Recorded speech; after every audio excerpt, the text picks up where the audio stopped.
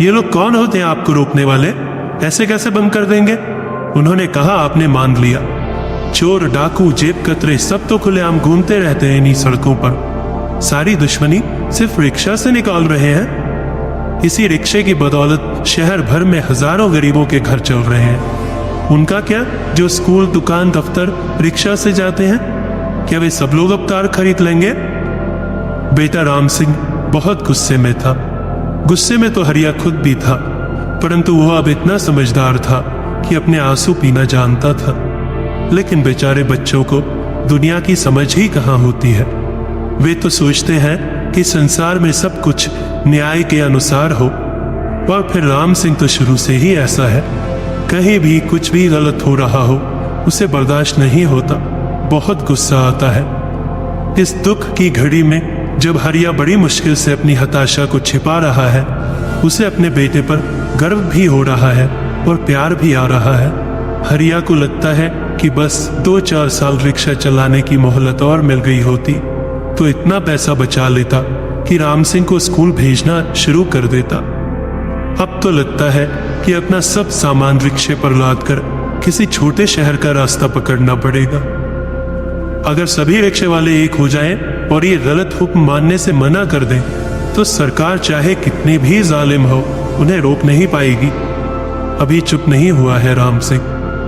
उसे इस तरह गुस्से में देखकर हरिया को 30 साल पुरानी बात याद आती है। हरिया यहाँ नहीं है, इतना बड़ा भी नहीं हुआ। वो बिल्कुल अपने छोटे से राम के बराबर है, बल्कि उससे बहुत ही छोटा। गांव की पुरानी झोपड़ी में खपड़ैल के बाहर अधनंगा खड़ा है। पिताजी मुंह लटकाई चले आ रहे हैं। वो हमेशा की तरह खुश होकर उनकी गोद में चढ़ने के लिए दौड़ता हुआ आगे बढ़ता है। उसे गोद में लेने के बजाय पिताजी खुद ही जमीन पर उकड़ों बैठ जाते हैं। पिताजी की आंख में आंसू है।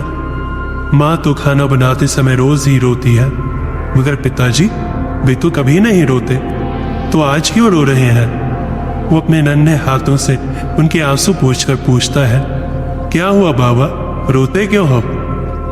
बेटा हरिराम, हमें अपना घर, ये गांव सब छोड़कर जाना पड़ेगा।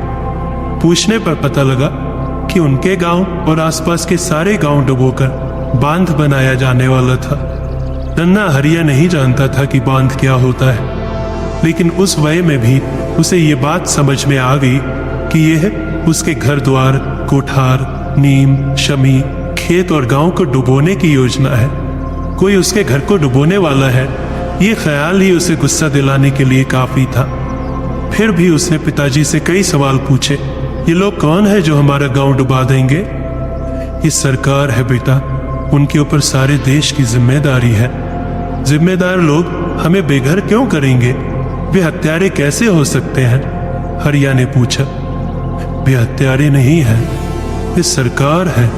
बांध से पानी मिलेगा, सिंचाई होगी, बिजली बनेगी, खुशहाली आएगी। सरकार कहाँ रहती है? बड़े बड़े शहरों में बेटा, कानपुर, कलकत्ता, दिल्ली। बिजली कहाँ जलेगी?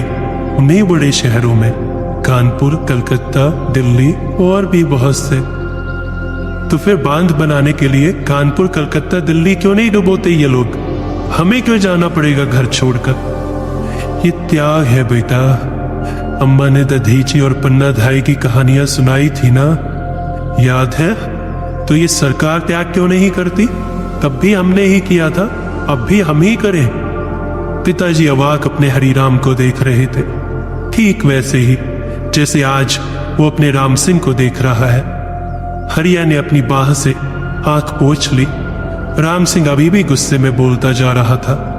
रधिया एक कोने में बैठकर खाने के डब्बों को पुरानी चादर में बांध रही थी, ठीक वैसी ही दुबली और कमजोर जैसे अम्मा दिखती थी 30 साल पहले।